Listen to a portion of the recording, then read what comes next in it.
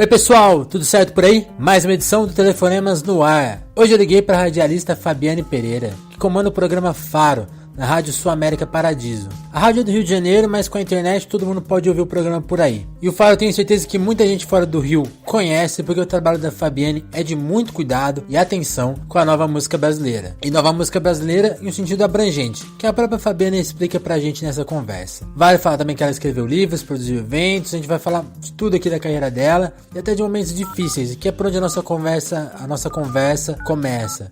O Faro hoje tá lá na América Paradiso, mas ele era um programa da MPB FM, que é onde a Fabiane se formou como profissional, como jornalista, como radialista, e a rádio acabou de um jeito meio do nada, uma história meio esquisita, como geralmente acontece com os veículos brasileiros, enfim. Então a gente começa por essa história. Também tem uma história que a Fabiane escrevia uma coluna lá na Veja Rio, que é uma das revistas que foi encerrada nesse recente corte da Editora Abril, então ela perdeu esse espaço, também comenta sobre isso. São perdas de tamanhos diferentes, mas enfim, é o comentário que inicia com a nossa conversa e depois a gente vai para os outros assuntos. Antes daquele start do programa, eu só queria destacar que pela primeira vez temos um BG aqui no podcast. Olha que maravilha, esse BG que foi composto, todo feito pelo Anderson Chames, que é um engenheiro de som, ele é produtor musical, compositor, um cara super talentoso que eu pedi pra ele, ele cedeu essa música pra gente, fez pra gente, né, na verdade. Eu só posso agradecer o Anderson, já falei isso pra ele 1000 vezes por mensagem, mandei recado quando chegou a música, eu fiquei muito feliz com o BG. Só posso agradecer ele, e se você tiver, e só posso recomendar o trabalho dele, porque é realmente um cara excelente. Então sugiro que vocês conheçam, vão atrás do trabalho do Anderson, porque ele é um ótimo compositor, um ótimo produtor, um ótimo engenheiro de som. Então você vai encontrar ele fácil no Instagram, que é o arroba dele é Anderson Chames, tudo junto. Certinho? Então mais uma vez, Anderson, se você estiver ouvindo o podcast hoje, nessa estreia do seu BG, muito obrigado mais uma vez. Muito obrigado a todos que estão ouvindo a gente até agora. Essa introdução foi um pouquinho mais longa que o normal, mas é porque esse é um episódio especial. Então vamos direto pro papo com a Fabiane. Com vocês, Fabiane Pereira.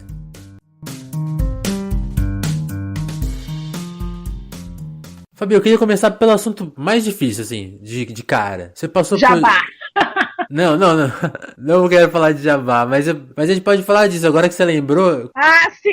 Agora que eu lembrei é ótimo. Quando eu pensei no seu trabalho, eu não pensei em jabá, não. Os assuntos difíceis que eu pensei são 2 fins que você teve que encarar na sua vida profissional, que foi o fim da MPB FM e agora esse corte abrupto aí da Abril, que são coisas que todo jornalista encara. Eu queria saber do seu ponto de vista, como você passou por esses 2 fins que foram muito violentos, assim, de certa forma? Olha, Vinícius, eu acho que não dá nem pra comparar. No meu caso, né, sim, é muito pessoal essa resposta, mas assim, não dá nem pra comparar o impacto que foi o fim da MPB FM pra mim com o fim da Veja Rio, porque a Veja Rio era uma colaboradora, eu escrevia pro site deles há mais ou menos 1 ano, foi um convite que eu me fiz, na verdade, eu cheguei pro Pedro Tinoco e falei, Pedro, tô com uma ideia da gente estender o Faro também pra uma parte digital. O Pedro Tinoco era o editor, né, da Veja Rio, é um cara maravilhoso, brilhante e muito conectado com o Faro, ele sempre ouvia o Faro, sempre me dava dicas, sempre que a gente tinha algum evento ele prestigiava, me escrevia falando que tinha gostado e tal, e aí eu me convidei, assim, eu cheguei pro Pedro, escrevi pra ele, falei, Pedro, queria muito que o Faro tivesse uma extensão digital, o que você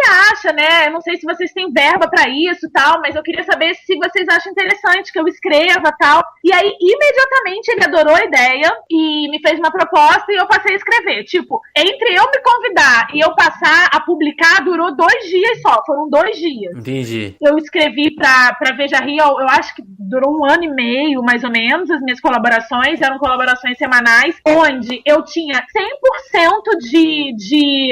A edição era toda minha, eu tinha 100% de liberdade pra escrever sobre qualquer tema. Se você pegar minhas colunas, você vai ver que eu não fico em cima do muro em nenhum momento. Todas as colunas têm o foco na música, a temática principal era a música, mas eu sempre falei de todos os assuntos que me atravessavam e eu nunca tive nenhum problema de censura, nem nada. Certo. Eu sempre tive total liberdade para escrever na Veja Rio e foi isso que me fez ficar muito, muito feliz, assim. Eu acho que a coluna também teve muito sucesso. Muita gente que não conhecia o Faro, veja você, conheceu e conheceu o programa pela revista, pelo site da revista. Legal. Então eu fiquei muito grata. O Pedro Tinoco e a gente tinha um projeto incrível para rolar esse ano, e aí a revista fechou e eu fiquei super triste por conta do projeto e porque também, como jornalista, e a Veja Rio especialmente, era uma revista que tinha muita cara do carioca, né? Era uma revista que buscava muito aquele carioca way of life. Tudo bem que era um carioca way of life Zona Sul, e o Rio é muito mais do que isso. Mas a gente vive numa cidade que tem um bispo de prefeito, então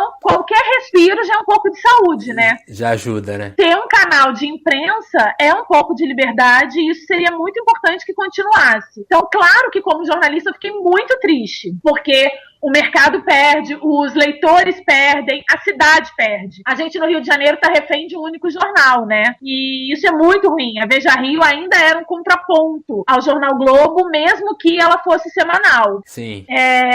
Um dia a gente há de entender por que a gente está passando por isso tudo. Agora, o término da MPB-FM realmente foi muito impactante para mim, porque eu fiquei lá durante... A MPB durou 17 anos, certo. E eu passei 14 anos, quase 15. Eu comecei lá como estagiária, eu passei todos os departamentos da rádio, e a MPB me formou, a minha formação ética, a minha formação musical, o jeito como eu encaro o mercado de trabalho é muito MPB-FM. E isso pro bem e pro mal, porque pro bem, porque o que a MPB-FM me deu, eu acho que nenhuma outra empresa me daria, em termos de conhecimento de música brasileira, de conexões com artistas, com empresários, de saber trabalhar por amor, de fato, a causa. Legal. A MPB me deu uma bandeira para levantar, sabe? E eu sou infinitamente grata à MPB e a todo mundo que trabalhou na MPB-FM, que passou por mim ao longo desses quase 15 anos de rádio. Agora, pro mal também, porque acaba que você fica muito... é quase aquela funcionária pública, né? Você tá lá tanto tempo que você só começa a se mexer e a se movimentar depois que eu tive essa ruptura. Entendi. E eu costumo dizer uma coisa que é até meio chato de falar, mas é a pura verdade. Sim. Pro Faro, a melhor coisa que aconteceu foi o MPB-FM acabar. Porque o Faro acabou indo pra uma rádio que tem mais visibilidade, mais audiência, eu ganhei mais espaço, eu passei a fazer um programa ao vivo, eu ganhei mais horas durante a semana, e isso pro Faro foi muito importante. Agora, claro que o fim da MPB-FM foi muito ruim, e é muito ruim pro mercado inteiro de música no Rio de Janeiro. Porque é um mercado muito pequeno, se a gente comparar com qualquer outra capital do Brasil. A gente tem pouquíssimas rádios adultas no Rio de Janeiro, e a MPB-FM era meio que uma ilha, né, dentro do dial carioca, porque só tocava música brasileira, o que é uma coisa que eu particularmente gosto muito. Era uma rádio, e talvez seja a única, né, no eixo Rio-São Paulo, que falava o nome de todos os compositores. Isso é uma coisa que eu levei pro Faro. A gente fala o nome de quem interpreta e de quem compôs a música. Sim. Enfim, então assim, o impacto com o fim da MPB-FM foi dilacerante. Eu lembro que eu chorei, eu acho que uma semana todos os dias. O impacto do término, do encerramento da MPB foi muito desesperador. Não dá nem pra comparar com o impacto da Veja Rio, pra mim, né? Teve uma coisa legal que você mencionou, de como a MPB era uma ilha, né? Agora é importante, agora vamos falar das coisas legais. A ilha dentro da ilha é o Faro, era o Faro ali dentro, e agora... Aí é uma ilha mais deserta ainda. A gente pode falar do Faro em geral, porque seja a fase da MPB, seja a fase atual lá na sua América, na Paradiso. Explica pra gente o que é o Faro. Você virou apresentador dele um pouco depois que ele foi criado, né, alguns anos depois, mas explica o conceito geral pra gente, pra quem não é ouvinte do Faro, e da missão, assim, que o programa tinha lá dentro da MPB e tem até hoje, né, porque é de apresentar uma coisa muito legal. Ok, você nunca ouviu o Faro? O Faro é um programa sobre música brasileira que apresentou, assim, quase todo mundo que tá em destaque hoje passou por lá antes de ficar conhecido, né? Tem essa missão, mas explica nas suas palavras. O Faro, na verdade, eu assumi o Faro já existia há 3 anos.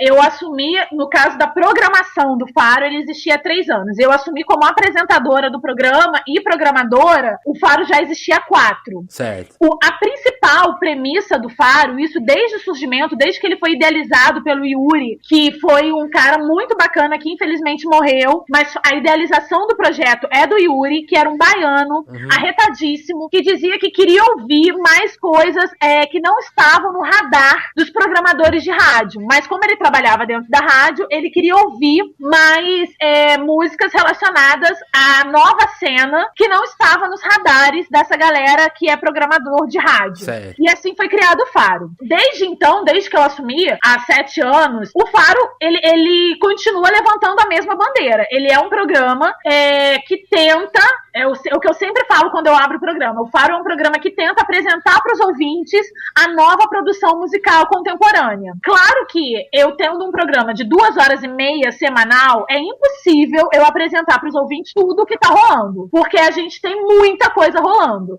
Agora, uma das coisas que eu não abro mão no Faro, especialmente, não tô dizendo nem na curadoria de carreira, coisas que eu faço da vida, mas em relação ao Faro, uma coisa que eu não abro mão é não tocar artistas que sejam caracterizados por essa nova cena. E aí o que na verdade, eu acho, cada jornalista que trabalha com música tem na sua cabeça um recorte de nova cena. O que eu considero nova cena é a turma que lançou disco pós-virada do milênio, lançou os primeiros discos, né, seus primeiros trabalhos, pós-virada do milênio, ou então aqueles artistas que dialogam diretamente com essa cena. Por exemplo, Nação Zumbi é uma banda que foi que surgiu nacionalmente nos anos 90. Teoricamente, eles não são novos, né? Sim. Mas quando a gente vê que o trabalho deles não só dialoga, como pauta uma cena muito contemporânea, eles também podem estar incluídos dentro dessa programação do Faro. Total. Então, às vezes, eu tenho dificuldade até de fazer com que as pessoas da rádio entendam o que é o Faro. Mas,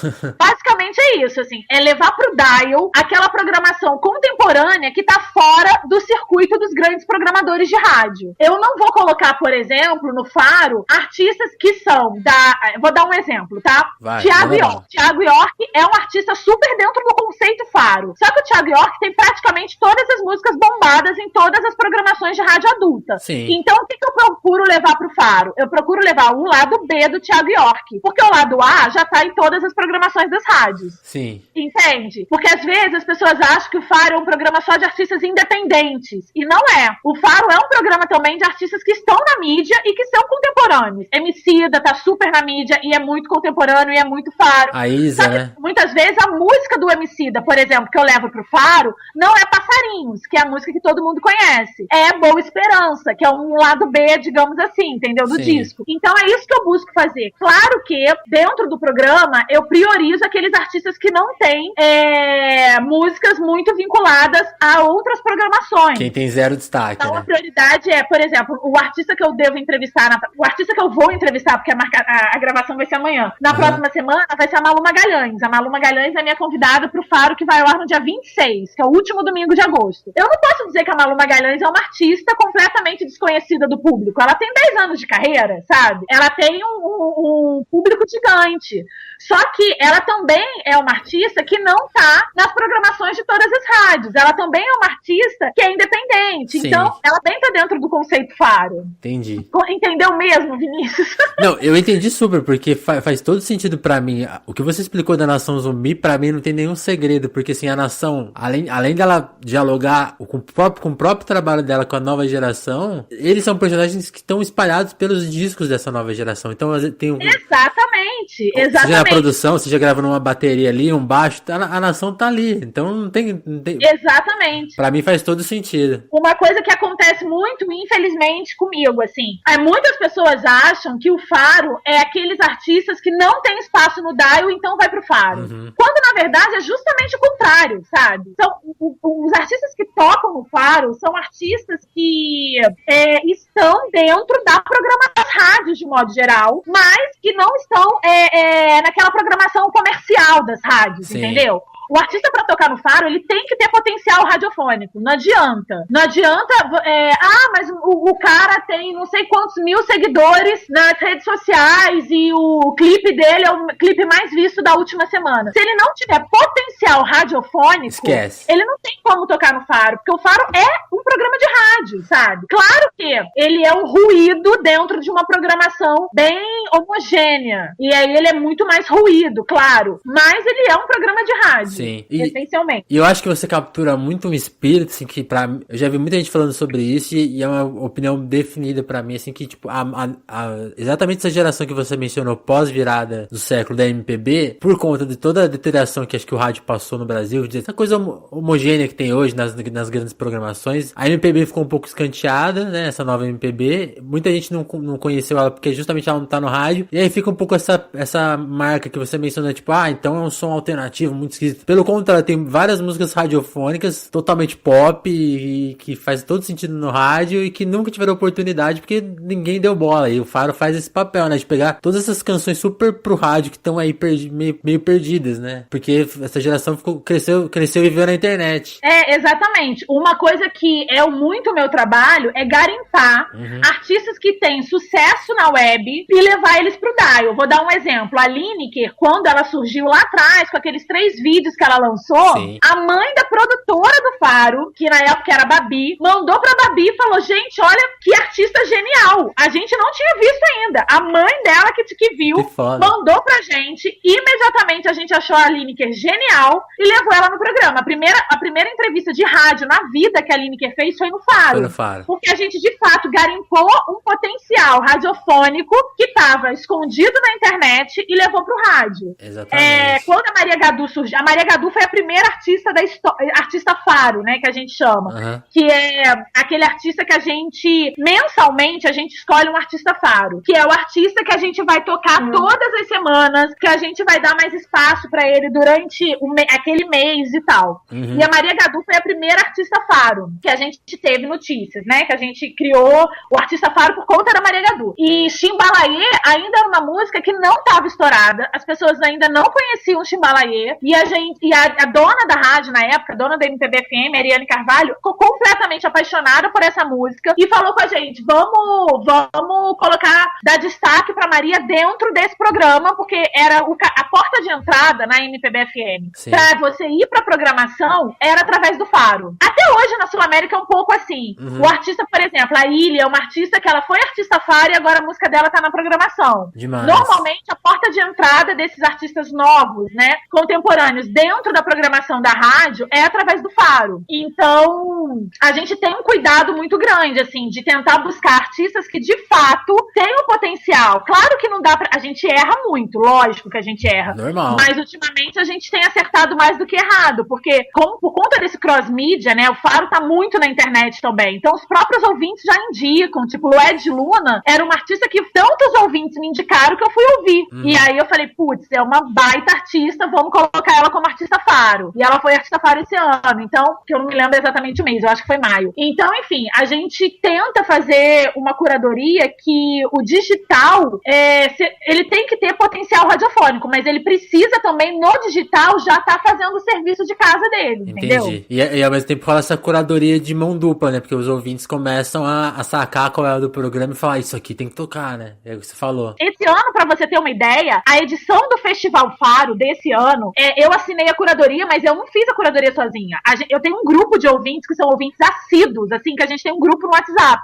E eu sugeri o nome pra esse grupo, que tem mais ou menos 8 pessoas, e eles diziam, não, esse artista não, esse artista sim. Claro que a palavra final foi minha, mas o line-up foi escolhido a 9 mãos. A 9 mãos não, a 18 mãos, por 9 pessoas. Eu e mais 8 pessoas que são ouvintes assíduas do Faro, entendeu? Sim. E que hoje já são amigas, né? Porque vão em tudo, enfim. Tem um tweet seu muito legal que é como... Olha, não entra no meu Twitter, não. Eu sempre falo, o dia que eu ficar famosa, se um dia eu ficar, eu vou ter que apagar minha conta do Twitter. Não, mas é um tweet legal que você comenta um aspecto que eu gosto muito do Faro. Primeira coisa, você fala que você é fã do seu próprio trabalho, que é uma coisa que eu acho que... Eu sou a maior fã do Faro. Que eu acho super legal de se falar. Não é nem o meu próprio trabalho em si, mas o Faro, eu acho que ele levanta uma bandeira tão rara no dial, tão rara, assim, que é tocar exclusivamente a nova produção contemporânea, que eu acho isso tão importante, de verdade, assim, o dia que eu deixar o Faro, porque isso vai acontecer mais cedo ou mais tarde, porque o Faro não é meu,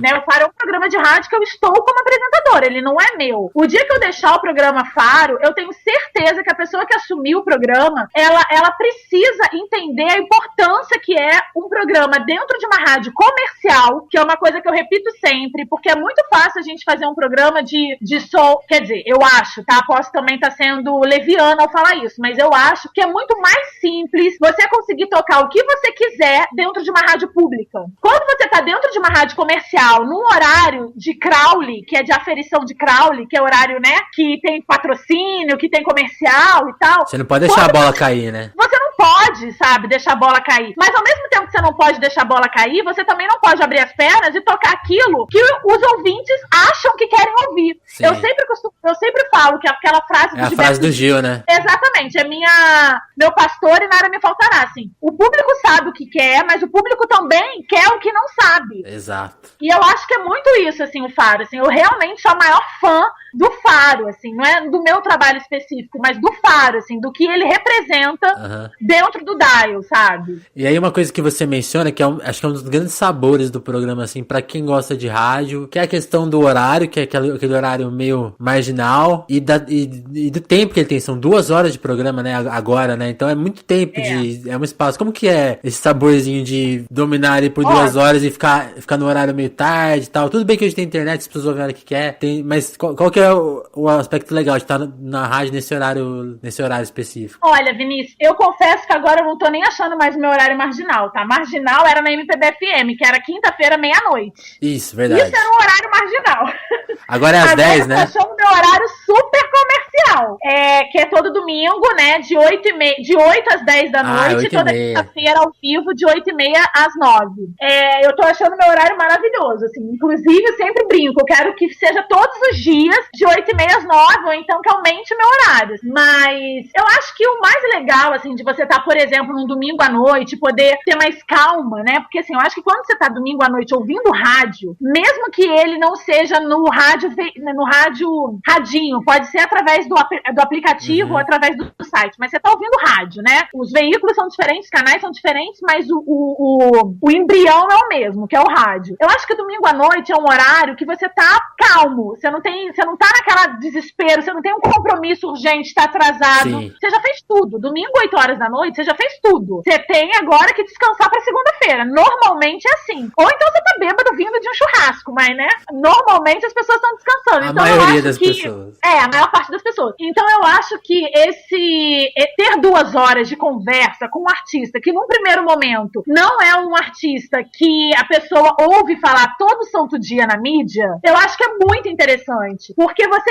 por exemplo, eu vou conversar com o Benegão. Benegão é um cara que todo mundo já ouviu falar, mas as pessoas só sabem talvez que ele tenha sido do Planet Hemp. Não tem muito mais informações sobre ele. Por quê? Porque a mídia sempre fala dos mesmos artistas, né? Se você hoje em dia não tocar sertanejo e não tocar funk, você não tá na grande mídia, de um modo geral. E veja bem, eu sou talvez a maior fã do sertanejo que você vai conhecer. Eu adoro sertanejo, mas eu acho que a gente precisa democratizar o rádio. A onipresença dos estilos é outro problema, né? Não tem a ver com... Exatamente. Gostar de uma coisa ou gostar de outra é uma questão. Eu tô falando de democratização midiática. E eu acho que quando domingo à noite você consegue, por 2 horas, ouvir um artista dentro de uma rádio comercial que não tá nesse circuito midiático, isso é de uma prestação de serviço muito importante. Porque isso ajuda a formar público, isso ajuda a formar plateia, isso ajuda a educar muita gente, porque a arte... Ontem eu fui numa peça de teatro e eu tava... A peça fala um pouco sobre isso, sobre como que uma coisa pequena pode educar a gente e levar a gente para outros lugares na vida. E eu acho que a arte é muito isso, assim. A música talvez seja a expressão artística que mais conecta as pessoas. E aí quando você ouve uma música que você gosta e ouve o cara que fez aquela música conversando, uma coisa que eu sempre falo, assim, no programa,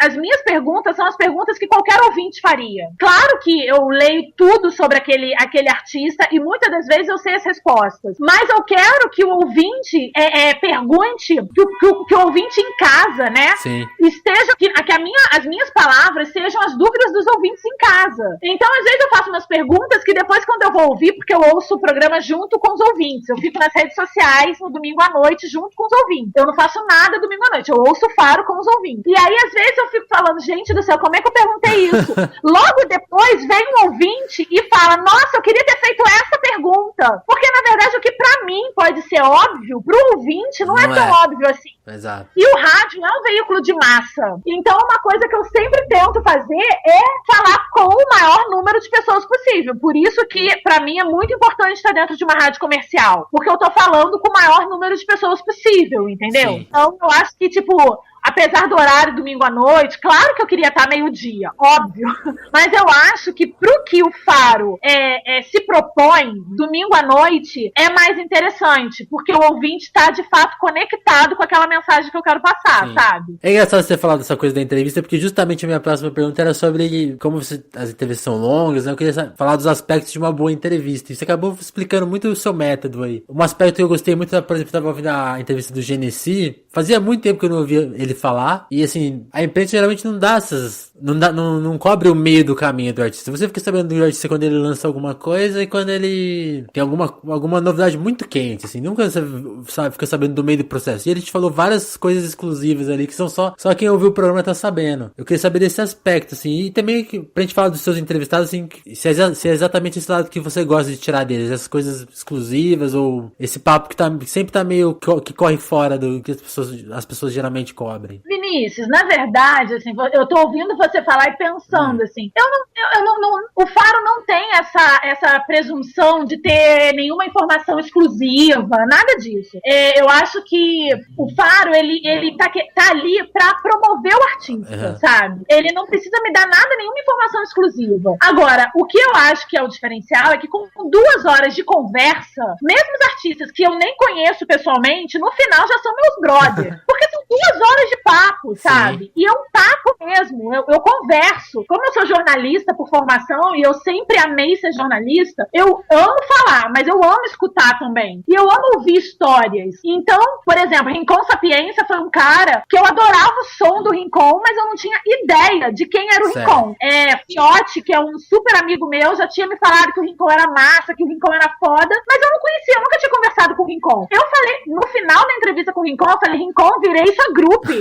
Porque o cara é muito genial, sabe? E eu só consegui descobrir essa genialidade dele conversando com ele por um bom tempo. E que sorte que eu tenho de trabalhar com uma coisa que permite com que eu conheça as pessoas, né? Não tão profundamente, mas pelo menos longe da superficialidade. Sim. O Genesi, em especial, ele é muito meu amigo. Ele é meu amigo pessoal, assim. Então, acaba que as conversas ficam muito genuínas, porque a gente tem esses papos na mesa de bar, na minha casa, na casa dele. Assim, em especial, ele é muito meu amigo mesmo. Igual outros, assim. O Fiote também é muito meu amigo. Então, claro que quando eu vou entrevistar o Fiote, eu já sei muita coisa. Eu já sei onde eu posso ir, como é que eu faço, qual caminho que eu percorro pra chegar na resposta que eu quero que ele dê, sim, entendeu? Então, isso acaba acontecendo. Felipe Cato também é muito amigo. E alguns outros vão se tornando, tipo o Rubel. Rubel é um cara de Volta Redonda, que nem eu sou volta redondense também. E ele é um cara que eu me lembro que quando ele lançou o disco dele,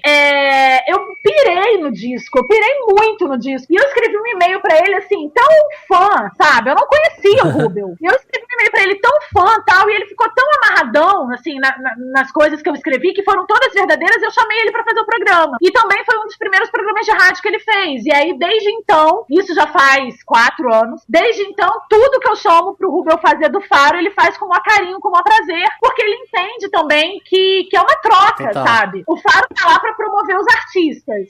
Mas eu também preciso que os artistas promovam o programa, porque é uma troca, sim, entende? Então, assim, eu não saberia te dizer quais são os caminhos que eu percorro pra uma boa entrevista, mas o que eu posso te confirmar é que se eu não curto o artista, eu não chamo ele pra entrevista. Eu toco a música dele, mas eu não chamo ele pra entrevista, porque eu não consigo, no Faro, especialmente, não tô falando de outros jobs, mas no Faro, especialmente, eu não consigo entrevistar uma pessoa que eu não esteja muito conectada com ela, entendi, entendeu? Então não existe uma entrevista difícil no Faro, você nunca passou nenhum aperto, assim, ao vivo.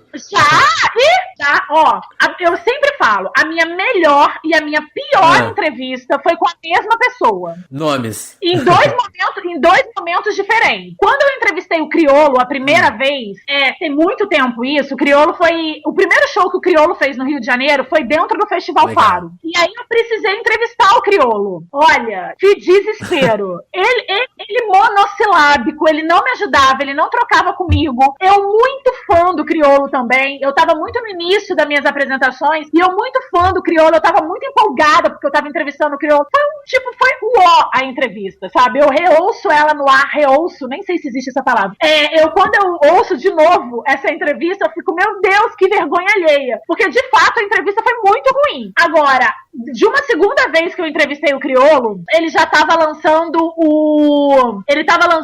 na verdade, aquele disco que veio antes do disco do samba. Um disco que ele fez em comemoração, se eu não me engano, 20 anos de carreira, 10 anos Eram de uns carreira. 10 anos do primeiro disco dele. Do primeiro single, exatamente. 10 anos do primeiro single dele, se eu não me engano. Não, acho que é do primeiro álbum mesmo, que agora eu não lembrei o nome, não vou lembrar o nome. É o... Ainda há tempo. Ainda há tempo, exatamente, E aí a gente foi fazer o lançamento radiofônico do single no Faro. E aí eu chamei o Criolo de novo, já fui desesperada, né? Porque eu sou muito fã do Criolo. Tem artistas que eu sou muito fã também, e acaba que fica meio complicado, porque eu sou muito fã. E aí eu misturo, eu não sou essa pessoa, eu sempre falo, eu não sou profissional, eu sou passional. Eu misturo às vezes as coisas, sabe? Falo, meu Deus, eu vou entrevistar o Criolo, eu fico nervosa, não é muito simples pra mim. E aí fui entrevistar o Criolo essa segunda vez, já desesperada, com medo da entrevista ser ruim. E foi a melhor entrevista que eu tive no Faro, porque a gente estava tão conectado, assim, ele estava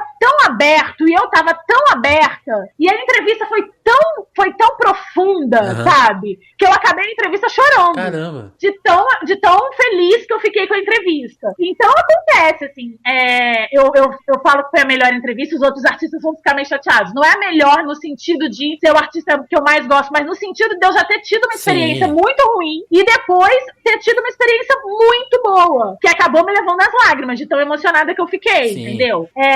Mas acontece. Eu nem lembro qual foi a pergunta que você fez. Não, era justamente essa. Quando você falou da questão de sempre chamar pessoas que você tá muito conectado, eu falei, putz, acabou de cair a minha pergunta, quem foi o entrevistado mais difícil? E não, você tem essa história maravilhosa aí de como...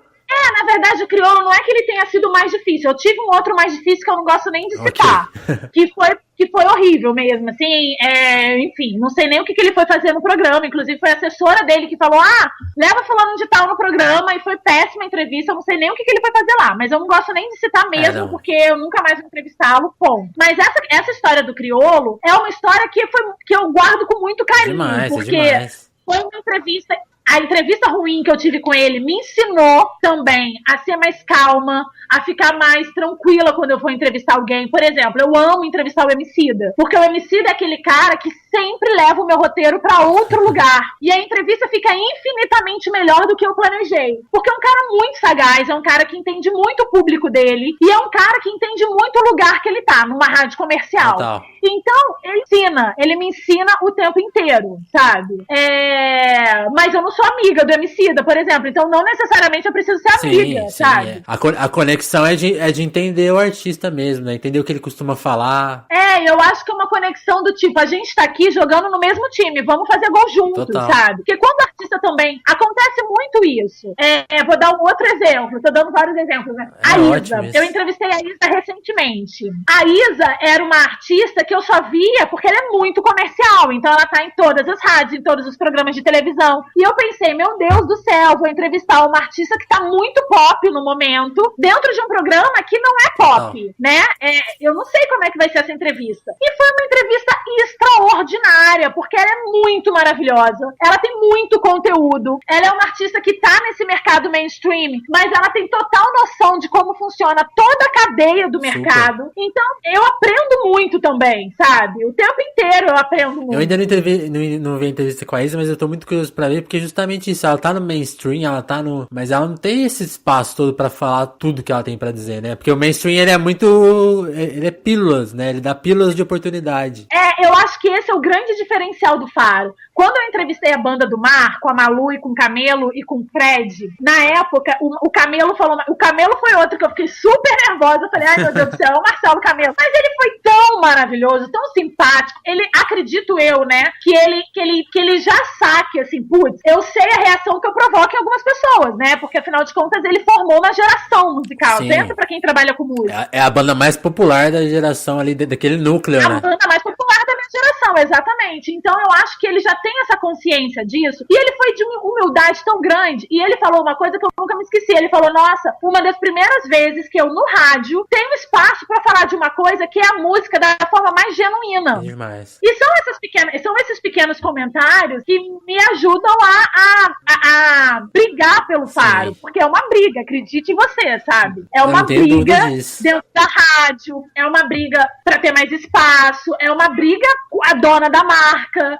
Enfim, é uma briga, não é simples assim. Sim. Mas é uma briga que eu tenho com muito prazer. Às vezes, claro, troco pés pelas mãos, sou ariana, então sou apaixonada e brigo mais do que eu deveria, depois volto atrás, enfim. Talvez o termo briga nem seja o melhor termo, mas é a luta, né? Tem que... A luta, exatamente. É briga por falta de uma palavra melhor. Mas é isso, assim, eu defendo o Faro, de fato, como um filho, Sim. sabe? E filho é aquilo, a gente joga no mundo. Eu tenho certeza que quando eu deixar de ser apresentadora do programa, ele já vai estar no mundo de uma maneira muito mais consolidada do que quando eu peguei o programa. Legal. Fabi, você trabalha com rádio há bastante tempo. Eu acho que hoje a gente vive um momento no rádio muito... Especialmente o rádio que trabalha com MPB, né? Super feminino. Você tem a Patrícia Palumbo, que tem uma super história. A Patrícia Palumbo, na verdade, é minha musa. Quando eu comecei a trabalhar com música, eu fazia estágio na TV Brasil, que é a antiga TVE. E a Patrícia tinha um programa na TV Brasil que chamava Conversa Afinada. E o meu sonho de vida era fazer produção do Conversa Afinada, porque eu sempre amei o jeito que a Paty conduzia as entrevistas. E a Paty é uma pessoa muito calma, né? Então ela conversa daquele jeito calmo. E eu achava aquilo lindo. Tentei aprender, mas não consegui muito. E eu acho aquilo lindo. O mês que eu consegui que a minha gerência me trocasse pro programa Conversa Afinada, o programa saiu da grade. Eu fiquei arrasada. A Paty sabe dessa história, eu já falei pra ela várias vezes, e eu sou muito apaixonada pelo trabalho que a Paty faz. Eu acho que eu só existo, a Robertinha Martinelli só existe, porque tinha uma Patrícia Palumbo há muito mais tempo do que a gente no ar, batalhando, conquistando um espaço que não é um espaço da mulher, ou pelo menos eles tentam dizer que não é um espaço nosso, quando na verdade é um espaço muito nosso, mas a gente fica meio que de escanteio, assim. Agora a gente tá conseguindo gritar, mas não é muito simples. É justamente o que eu queria comentar, dessa geração que tem você, tem a Débora Pio, tem a Roberta Martinelli.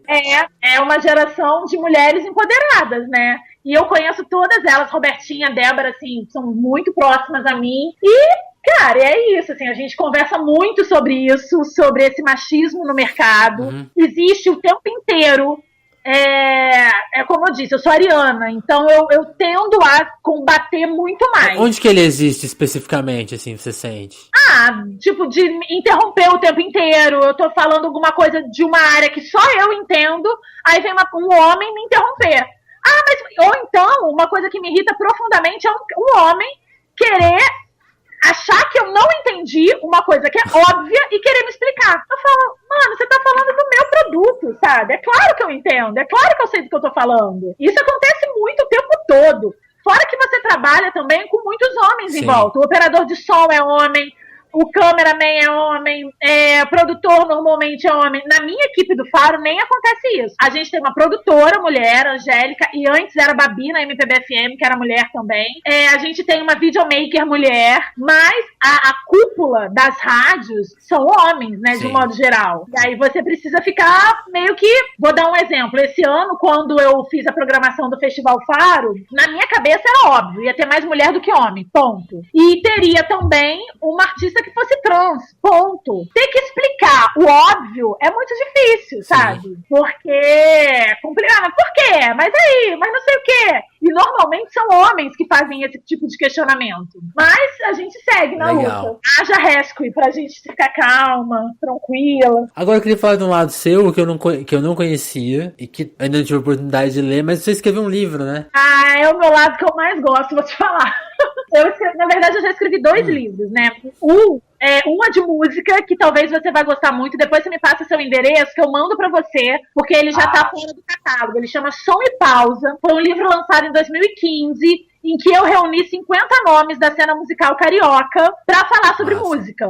E aí tem Benji, Alice Caymmi, Ava Rocha, Castelo Branco, tem uma turma bacana, não só músicos, tem também a galera que trabalha na produção, Léo Feijó, Lencinho, e eles estão todos dentro desse livro falando sobre os momentos de som e pausa deles, porque o livro chama Som e Pausa. E em 2017... Foi esse ano, gente, ano passado já. Nossa, já tem um ano. Em 2017, e eu escrevo o tempo inteiro. Eu fiz uma pós-graduação de formação de escritor. Eu leio muito o tempo todo. Então, eu gosto muito de escrever crônicas. Tanto que a minha coluna na Veja Rio, eu acho que, relativo ao sucesso que ela teve, no período que ela durou, foi muito porque eu não sou uma jornalista musical que faz críticas. Eu escrevia crônicas que tinham a ver com música. E aí, o Amadora foi um livro que eu escrevi, é uma reunião de crônicas, na verdade, e o nome Amadora foi porque me incomodava duas coisas, me incomodam muito até hoje. Primeiro, são as pessoas não admitirem o termo da palavra presidenta. A mídia não admitia isso, quando, na verdade, é um termo que existe, independente do partido político que a Dilma, liderava. A palavra presidenta é uma palavra que existe na língua portuguesa, é uma palavra pouco usual, porque poucas mulheres chegam ao alto cargo. Machado de Assis chegou a usar essa palavra em livro. Machado de Assis, José Saramago... E ela, como se intitulava presidenta e era o cargo máximo, chefe da nação, a mídia não usava. A Rede Globo jamais usou a palavra presidenta. Sempre usava a palavra presidente. E a maior parte das pessoas que falavam comigo sobre isso diziam que a presidenta era uma burra que não sabia usar a língua portuguesa. Então isso me incomodava profundamente. E a segunda coisa que me fez lançar o livro com esse nome é que quando você coloca a palavra amadora, que é o feminino de amador, aquela pessoa que ama muito, no Google, as 15 primeiras páginas de busca têm sentido sexual. A mulher amadora que paga o boquete, a amadora que faz sexo assim, sexo assado. E aí, você vê como que o machismo está entranhado em tudo. Eu entendo que muitas vezes as pessoas acham chato, né? Lá vem mais uma feminista maluca falando uma série de coisas. Mas a gente está no momento que, se a gente não se posicionar, a gente já está se posicionando. E, infelizmente, quando a gente não se posiciona, o posicionamento que a gente está tomando é contra a gente. Então, quando eu coloquei esse título Amadora, foi muito em função dessas duas questões que me incomodavam muito. E eu escrevo muito, assim, bastante. Eu espero lançar um outro livro próximo, assim, em breve. Só que eu preciso de uma editora, gente, porque não dá para lançar sem editora. É muito trabalho. Então, editoras desse Brasil que estejam ouvindo esse podcast, por favor, vamos conversar. Demais. Então, editoras do Brasil que, se quiserem falar com a Fabi, por favor, entre em contato comigo, Facebook, Instagram, porque eu queria muito lançar um livro de crônicas que eu fiz nesse período que eu passei em Portugal, mas lançar independente dá muito trabalho, gente. Eu não tenho nem tempo nem dinheiro. Eu queria te perguntar do seu tempo, porque além do programa de rádio, você tem um trabalho de comunicação, é isso? Na verdade, eu tenho uma empresa que chama Valentina Comunicação, que hoje em dia só faz projetos próprios. Eventos, né? Porque eu não dou conta de fazer outras coisas. Então, assim, às vezes, eu tenho um projeto, por exemplo, eu tenho um projeto em parceria com o Marcos Preto, que chama Trampolim, que a gente realiza ele eventualmente. Eu tenho projetos em parceria com alguns outros amigos, que eu realizo pela Valentina, porque a gente precisa de uma empresa CNPJ para inscrever em edital, etc. Mas é tudo sempre relacionado à música ou à literatura, mas esse ano especialmente, porque eu acabei o mestrado agora, eu acabei o mestrado em junho desse ano. Então esse ano especialmente, a Valentina está muito dedicada ao Faro. Inscrever Festival Faro em edital e outras coisas nesse sentido, entendeu? Mas sim, tem uma empresa que, na verdade, ultimamente ela tá mais para emitir nota do que para qualquer outra coisa. Fabi, uma coisa que eu queria te perguntar sobre, assim, você chegou até a mencionar isso na entrevista em alguns pontos, mas assim, eu queria que você listasse 3 artistas que você gosta de ouvir, assim, que fora do seu lado profissional, que você ama ouvir, que você senta pra ouvir e ama a obra dessas pessoas. Queria que você revelasse 3 nomes. Olha, eu vou revelar nomes muito diferentes entre si, mas é porque de fato me representa muito. Eu amo Luan Santana. Legal. Amo. Adoro tudo que ele lança. Caia pra trás, tá, Vinícius? Eu amo, adoro tudo que ele lança. Sou mega grupo do Luan. Eu vou aproveitar que você revelou isso aí. Vou falar que eu gosto muito do disco acústico do Luan Santana. Não, eu adoro. O acústico é qual? O 1977? Não, é o anterior. É o anterior a esse. Pra você ver como eu tô ligado. Sim, sim. Eu gosto bastante do Luan. Eu acho que ele é um artista que é muito criticado por ser do sertanejo, não sei o quê. Mas ele é um cara extremamente gentil, um cara que sabe tudo de carisma, de falar com o público, de rede digital. É um cara que todo ano diz que a carreira dele acabou e ele cada vez mais faz mais sucesso. Eu acho ele um cara maravilhoso e eu sempre falo, se tem alguém que eu quero entrevistar no Faro, é o Luan Santana. Viu, Luan? E eu espero também que ele ouça esse podcast. Um outro artista que eu gosto muito, Emicida. Legal. Eu acho que o que o Emicida faz... Eu não vou falar só 3, não. Não pode falar 5? Bora, 5. Eu acho que o trabalho que o Emicida faz vai muito além da música. Eu acho que o empoderamento que o Emicida traz, junto com as suas letras, junto com a sua marca de roupa, junto com o seu discurso, estando dentro de um canal... voltado para um público mais elitizado, falando as suas verdades. Eu acho que o Emicida é um artista genial. Legal. É um artista que consegue estar no mainstream sem deixar o lado independente de lado. É um artista que, junto com o Fiote, que é o irmão dele, gênio, assim, eu pago muito pau pro Fiote. Eu acho um cara extremamente profissional, um cara que levou tanta porta fechada na cara, que criou hoje a empresa, o maior case de sucesso da música independente do Brasil. Agora ele abre e cria portas, né? Exatamente. Ele foi lá e falou, quer saber? Vou abrir a minha própria porta. E tá levando junto com ele uma multidão. Eu acho que...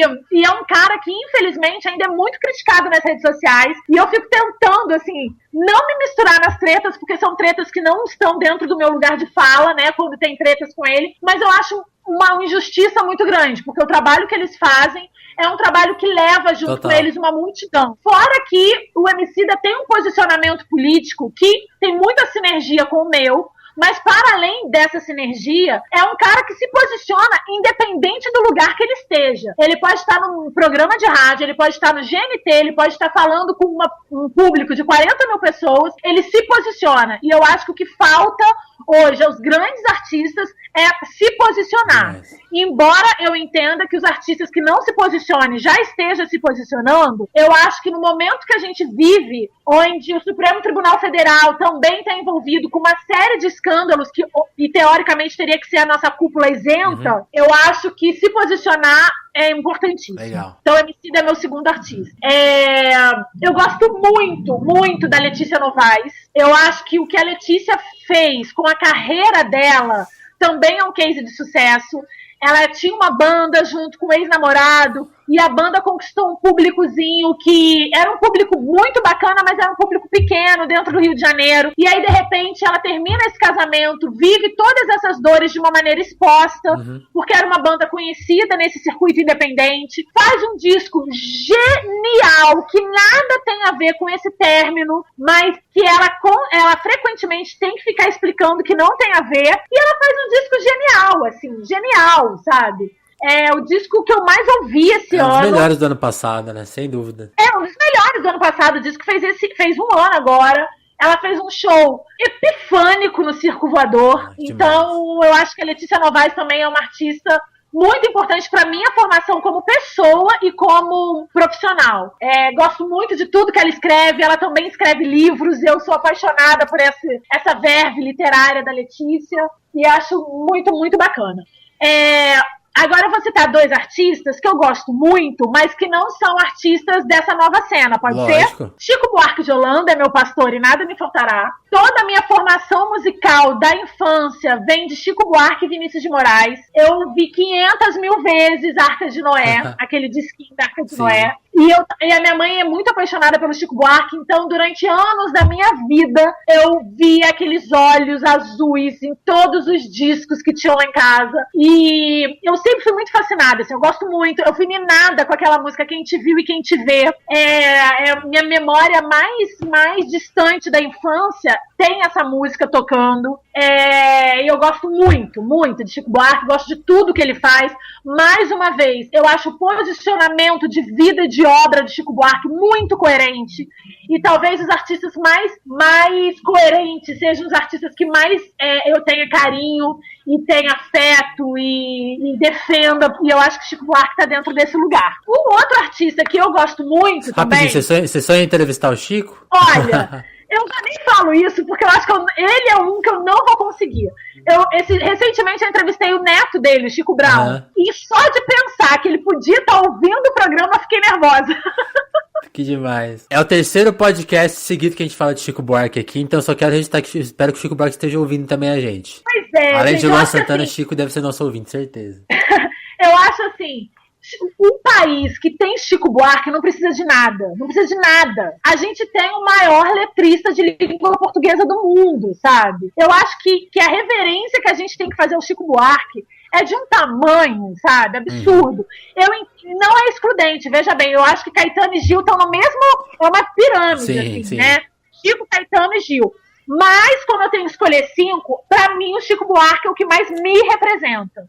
Eu sou muito apaixonada por tudo que ele faz e muito apaixonada pelo posicionamento político que o Chico Buarque tem e faz com a vida dele. E o último artista que eu queria citar... o último artista que eu queria citar é um artista que eu acho que ele nem é um dos meus preferidos, não, veja bem. Mas eu acho que talvez seja o artista que há mais tempo luta contra a homofobia, levanta a bandeira LGBT de uma maneira extraordinária, dando tapas na cara da sociedade, e essa geração de agora talvez reverencie pouco ele.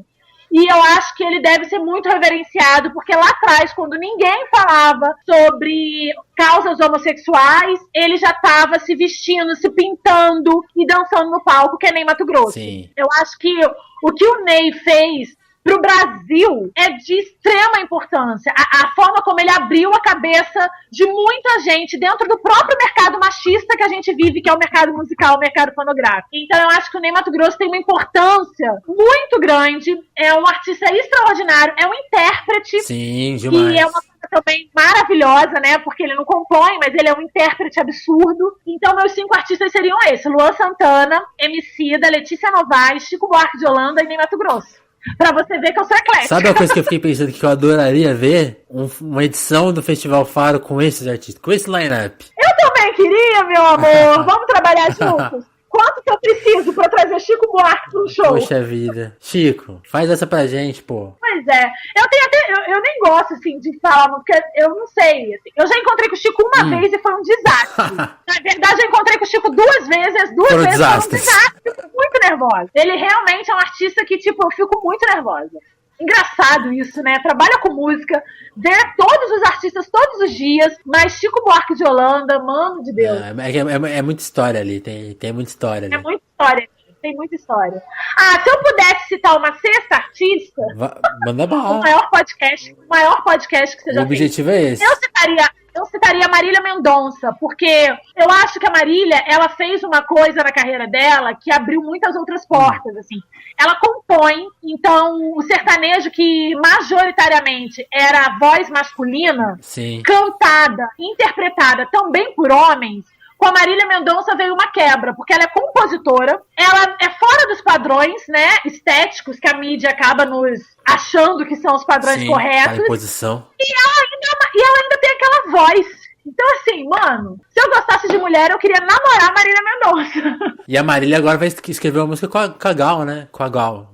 Nossa, falei. Eu acho que ela cantou com a Gal, mas a música é só dela, porque a Gal também não compõe. Sim, é isso que eu quis dizer, foi mal. Não, e uma coisa que eu queria também mencionar aqui, você falou do Ney, que ele é meio esquecido pra essa geração. Podem esperar que eu acho que o Ney tá pra ser redescoberto. Vai sair a biografia dele em breve, acho que pelo Júlio Maria, que também escreveu a biografia da Elise, então espero que essa retomada dele aí pelo público mais jovem aconteça. Maravilhoso, maravilhoso. Eu entendo que vivendo no país que a gente está vivendo, é muito polarizado, eu entendo que alguns posicionamentos políticos faz com que a gente se afaste de alguns artistas. Sim. Eu entendo isso e talvez isso explique um pouco do afastamento que essa geração mais nova tem em relação ao Ney. Sim. Acho, tá? Não tô aqui para falar a verdade. Mas eu tenho a mesma opinião que você. É a única leitura que eu consigo fazer. Agora, espero de verdade que a gente saiba separar, porque o que o Ney fez muito mais do que fez pra música, o que ele fez pra nossa sociedade, que é uma sociedade extremamente preconceituosa, conservadora, é muito importante. E não só fez como faz. Há 40, 50 anos o Ney tá aí, se posicionando, pintando a cara, rebolando no palco, mostrando que o homem é masculino e feminino, mostrando que o homem pode ter sensibilidade, e eu acho que isso é necessário a gente exaltar isso, é preciso, é merecido que a gente exalte Total. isso. Fabi, eu tenho uma última pergunta pra gente encerrar, já extrapolamos nosso tempo, e o seu tempo aí, imagino, não quero te enrolar. E assim, é uma última pergunta que talvez seja redundante depois de tudo que você falou, acho que, mas vou fazer, porque a resposta, obviamente, acho que é autoexplicativa. Queria que você falasse da importância do rádio na sua vida e por que você acredita que o rádio nunca vai acabar. O rádio entrou na minha vida pela minha mãe. A minha mãe é a maior ouvinte de rádio que eu conheço. Rádio na casa dela fica ligado 24 horas. E é aquela coisa esquizofrênica, porque na cozinha tá numa estação, na copa tá na outra estação, no quarto dela tá numa outra estação. É muito esquizofrênica, assim. Se você entrar na casa da minha mãe, você consegue ir de rádio gospel a rádio de notícias em 4 cômodos. Demais. É impressionante. E a minha mãe não é evangélica, não, mas ela adora ouvir aquela rádio Aparecida, que é uma rádio que tem programas ótimos, diga-se de passagem. E aí, vira e mexe, eu chego lá em casa, tem um terço sendo rezado na cozinha, aí eu vou pro outro cômodo, tem notícias, aí eu vou pro outro cômodo, tem música, enfim, ela é uma ouvinte assídua de rádio. Então, o rádio entrou na minha vida assim. Para além disso, meu pai, já é falecido, ele amava dar serestas na minha casa. Aqui no Rio a gente chama de sarau, né? Mas lá em Volta Redonda a gente chama de seresta. Então, assim, quase todo final de semana, se a minha casa não tinha uma seresta, eu ia pra seresta na casa dos amigos dos meus pais. Então, eu cresci ouvindo muita música popular. Fagner, aquela música Espumas ao Vento, é a minha música preferida. Depois de Quem Te Viu, Quem Te Vê, é a segunda música preferida, porque eu ouvia muito essa música, que é muito música de cara de barzinho, né? E aí eu ia muito pra barzinho com meu pai e com a minha mãe, ouvir cantor ao vivo, e aí eu tenho um repertório de música brasileira, desse que a gente costuma chamar de mais brega, Reginaldo Rossi, Emílio Santiago e tal, muito em função da minha infância, assim, que minha mãe ouvia nos rádios e o que dava pra gente... Que dava para eu ir com os meus pais quando eu era criança. Eu acho que o rádio nunca vai acabar, porque eu acho que talvez seja o único veículo que consiga chegar em todos os cantos. Assim. Você pode ouvir rádio de pilha num lugar que não tem mais nada. Não tem sinal de internet. Inclusive, isso aconteceu comigo. Recentemente eu fui para um sítio, queria ouvir o Faro, queria ficar nas redes sociais com o Faro, só conseguia através de um rádio de pilha. Que demais. Não pegava aplicativo do celular, não pegava nada. Era só o rádio de pilha. Mas você conseguiu se ouvir mesmo assim. Porque eu gosto de ouvir o que foi pro ar, como é que foi a edição, eu sempre ouço. Eu acho que, para além disso, o rádio ainda é o veículo que faz com que um artista se torne conhecido nacionalmente. Nenhum artista tem uma reverberação nacional se ele não estiver tocando em rádio. Ainda não tem. A gente já tem várias outras maneiras de divulgar um artista, de promover um artista, mas se a música dele não estiver tocando nas rádios, ele não tem ainda uma proporção nacional. Por isso que talvez a minha maior bandeira, lá atrás, na primeira pergunta que você me fez, você me falou assim, qual a sua missão? Talvez a minha maior missão profissional hoje seja a democratização midiática mesmo. Porque isso é tão amplo. Eu posso estar falando só de uma democratização midiática musical dentro do dial. Mas se a gente for pensar que uma democratização midiática faz com que as pessoas se informem melhor, se eduquem melhor e tenham mais opções, porque é claro que uma pessoa que só ouve sertanejo, só ouve funk, ela vai estar limitada àqueles 2 gêneros. E isso precisa acabar, porque a gente tem um país tão rico e tão diverso que a gente precisa dar lugar para outros gêneros. A gente não é que o sertanejo não tenha que tocar, o funk não tenha que tocar. Eles têm que tocar também, e não exclusivamente. Perfeito. Então, eu acho que é basicamente isso. Eu acho que o rádio nunca vai acabar. Eu acho que o rádio, na minha vida, tem uma importância muito grande. Eu tenho rádio no carro, eu tenho rádio em casa, eu tenho aplicativos de rádio no celular, eu devo ter uns 20 aplicativos de rádio no celular.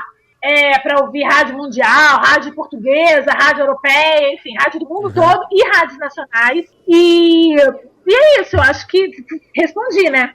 Perfeita a resposta. Fabi, só queria te agradecer, foi ótima entrevista. Imagina, Vinícius, eu que te agradeço, eu acho que você vai ter um trabalhozinho para editar, que eu falo muito. Não, é isso aí. Mas eu que te agradeço. Esse podcast é exatamente para isso. Ouvintes do Telefonemas, eu estou muito feliz de ter participado desse podcast. Quero convidar todo mundo para conhecer o Faro. O Faro vai ao ar todas as quintas-feiras, 8h30 da noite, ao vivaço, na Rádio Carioca Sul América Seguros Paradiso. E todos os domingos, de 8 às 10 da noite, na mesma rádio. Mas se você não mora no Rio, você pode ouvir a gente através do aplicativo ou do link do site da rádio. O aplicativo pode ser baixado gratuitamente em qualquer celular. Então seja bem-vindo. O Faro é um programa que tenta levar para todo mundo, ou para todos os ouvintes, pelo menos, né, ouvintes de rádio, a nova produção musical contemporânea. Então vou ficar muito feliz se eu ganhar sua audiência também. Valeu, Fabi, é isso aí.